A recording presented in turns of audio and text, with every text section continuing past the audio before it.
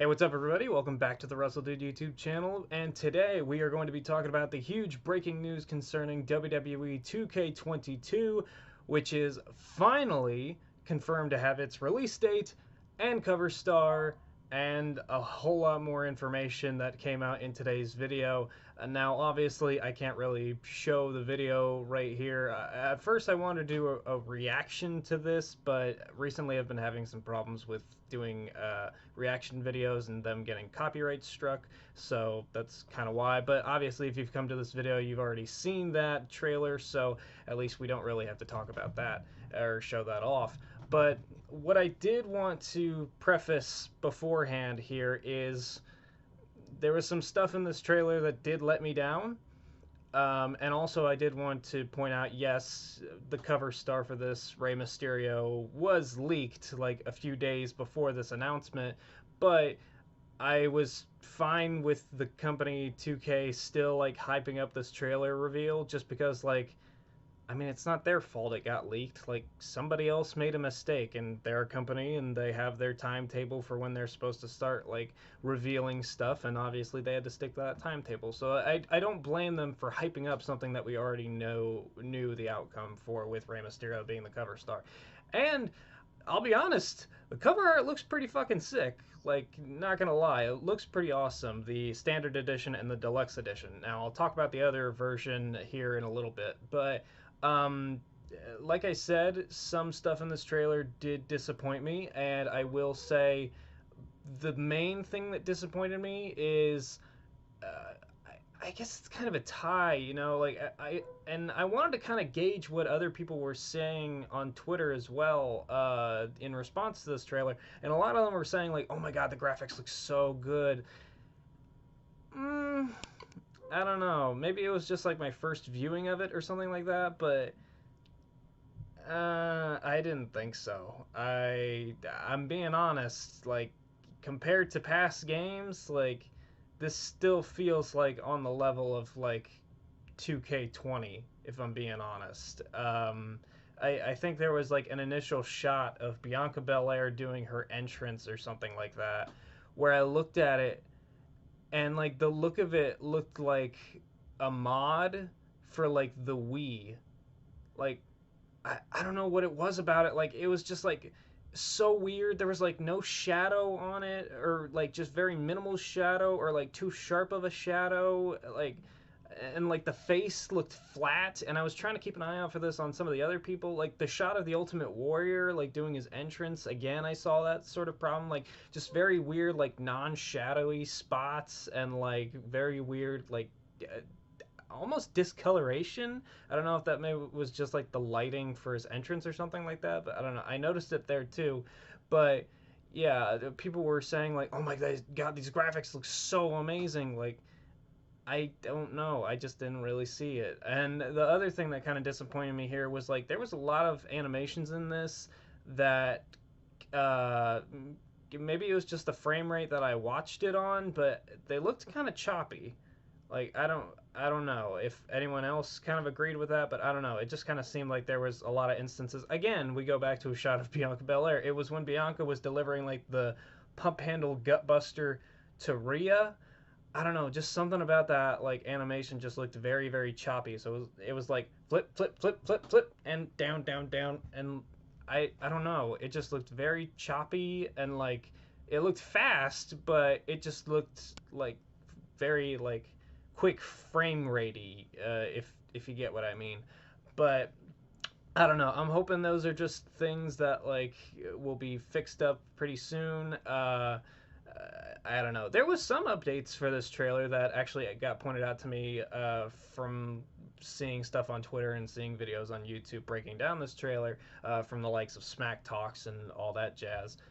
There's no YouTube channel called All That Jazz, although there might be, but all those people that do those types of breakdowns. But yeah, they pointed out that Rhea Ripley had a new updated attire from the last trailer. In the last trailer, she had like blue and black attire. In this one, she had her attire from, I believe WrestleMania. Bianca Belair had an updated attire. The Street Profits have updated attire. Kane has an updated attire from the last trailer where people pointed out he was wearing the wrong trunks or the wrong tights. So that's cool to see that they listened to the audience and updated those tights for this trailer. There were some other cool shots in the live action bits of the trailer confirming that we'll probably get an updated Alexa Bliss with her crazy look. In the crowd, there was some confirmations via t-shirts of Liv Morgan, Finn Balor, AJ Styles, kind of obvious superstars. Some surprising superstars to be included as well. Isaiah Swerve Scott, but that's kind of obvious. He was kind of one of the more recent releases from WWE, along with Greg Hamilton, which was also pointed out in one of the breakdowns. So thank you very much to Smack Talks for pointing that out. Pretty interesting. I don't know how that's going to work. Also confirmed in the trailer is Machine Gun Kelly as like the musical director. I'll be honest, I kind of liked the song used for this trailer. I thought it was a nice little banger, as the kids like to say. I'm 24. I'm still technically a kid myself, or at least I like to think so. But yeah, I mean that doesn't really mean anything to me. Just considering every time I get one of these 2K games, the first thing that I do is go to the music section and turn all the music off, just because like I don't like the music playing in the background. It's kind of annoying. Unless it's like entrance themes, like I'll pick a good entrance theme. Like I think the only song that I will probably let play on repeat is maybe Liv Morgan's. I don't know. I like Liv Morgan's theme. It's pretty nice. I like it. What other stuff that I want to talk about? Obviously, Ray being the cover star is awesome, and they're gonna have his whole showcase mode, showcasing some of his like highlight matches of his career. Which means we might see the inclusion of Kurt Angle. Who knows?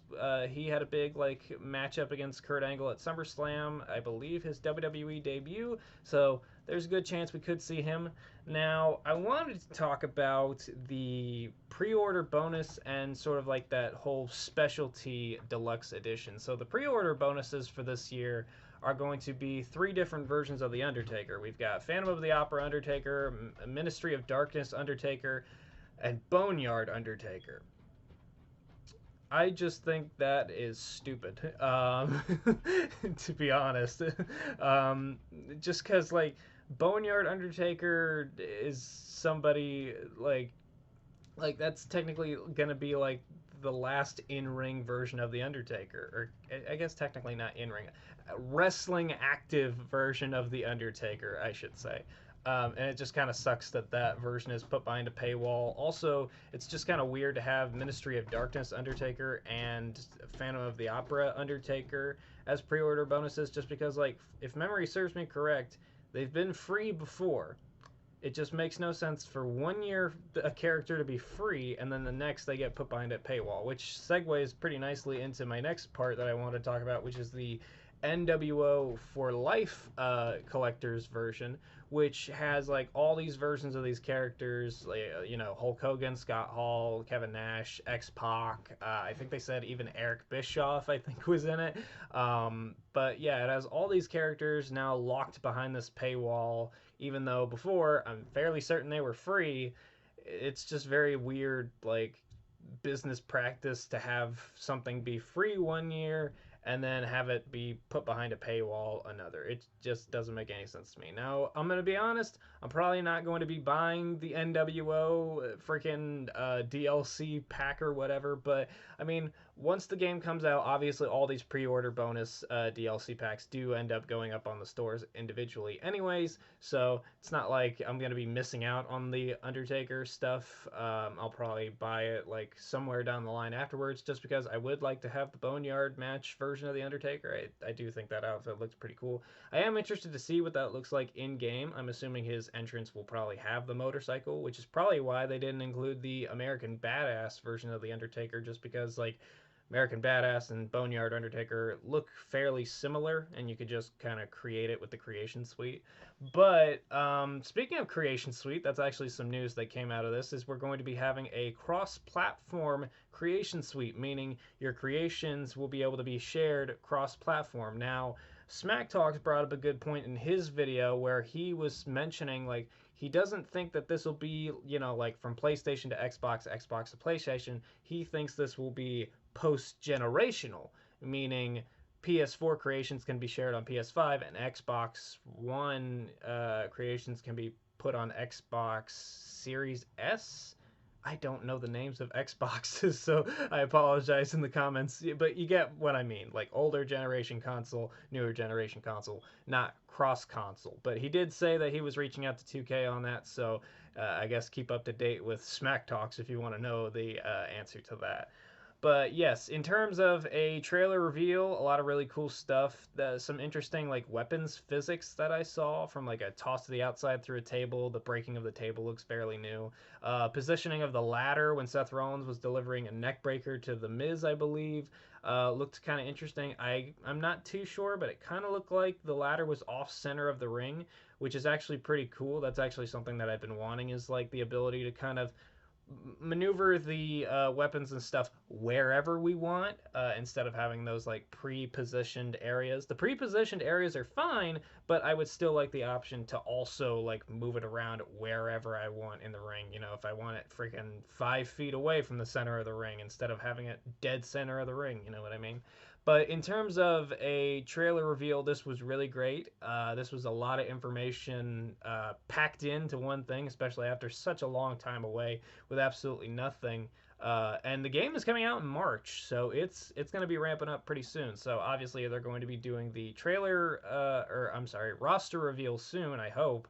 And it's going to be a lot of awkward noises once we get to all the superstars that have been released, such as Isaiah Swerve Scott and the bunch. But yes, a very newsworthy trailer. Just, you know, the graphics didn't wow me, and some of the animations looked kind of janky to me. But like I said, maybe it was just the way I was looking at it. Maybe it will take maybe another view or two. But in terms of like my hype for this game, uh, 2K WWE games, my hype pretty much died after 2K20. Even 2K Battlegrounds, I muted all of my hype for. I just did not care about it. But then when I play 2K Battlegrounds, I actually have fun with 2K Battlegrounds. Obviously, I post quite a bit of content with 2K Battlegrounds. I'm still recording content with 2K Battlegrounds. I'm still playing it like in my free time.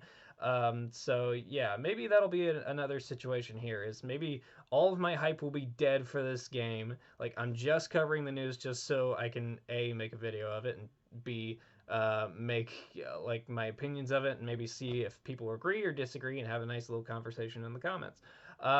But yeah, maybe my hype will be all dead for this game, and then when it comes out and I inevitably like see some of the reviews, see if it's good or not, and then if I buy it and I play it, maybe I'll love it. But I will not be pre-ordering, obviously, just because I'm not gonna pre-order for something that I am not confirmed. No, it's actually good or not.